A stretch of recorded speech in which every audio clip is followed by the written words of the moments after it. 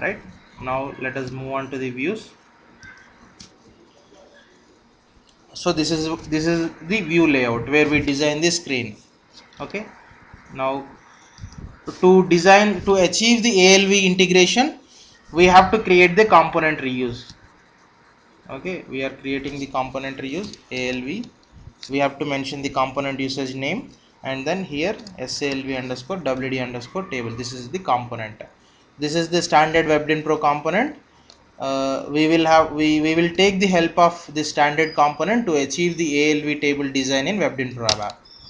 Okay, just press enter. Okay, just click on save.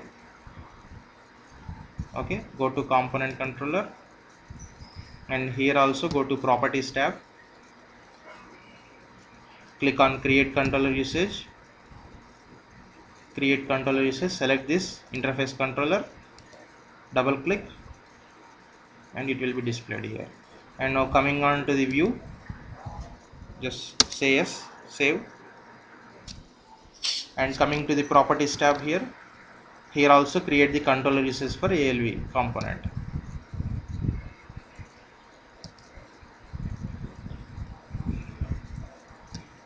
This is required because if you want to access something from the standard WebDyn Pro component, you must have a controller usage created in all the controllers. I mean, like we will be mostly working with the component controller and view. Component controller is the global controller. So to interact with the model, we will take the help of component controller. So which will be covered in the model view controller architecture, MVC architecture. So view is here, basically view is used to design the layout. So if we go to layout tab, here we will be designing the screen. So here you can see a list of UI elements, caption, explanation, formatted text edit, and etc. Input field also, or you can create it from here as well. So now we will see how to design the screen layout. We have created the controller usage for ALV component. First we have to create the context. Data is stored in the context at WebDyn Pro app level. Now let us create the context. Right click on context, node name, enter the some node name.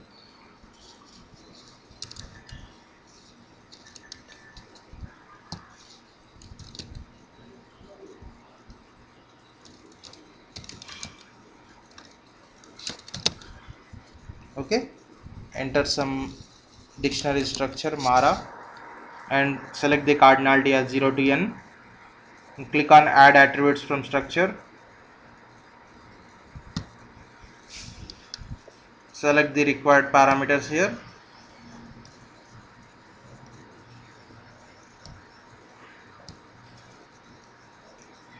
Click OK,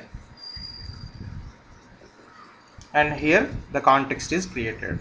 Once the context is created, if you create the context in component controller, it is global context. Now in order to make use of the context created in component controller in view controller, you have to go to view controller, and here also you have the context tab. If you create a context in a view controller level, it is local context. Now just drag and drop. This is what the internal context mapping. Just drag and drop. Select the Mara underscore table context from component controller. Right side you can see component controller context, and just drag and drop to the view controller level. Now you can see here. Now go to layout. Here create the view container.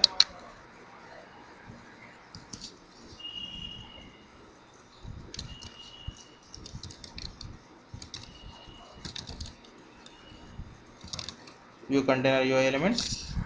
You can select it from the drop down. You will have a list of UI elements displayed here. Select the view container UI element from here, and then click OK.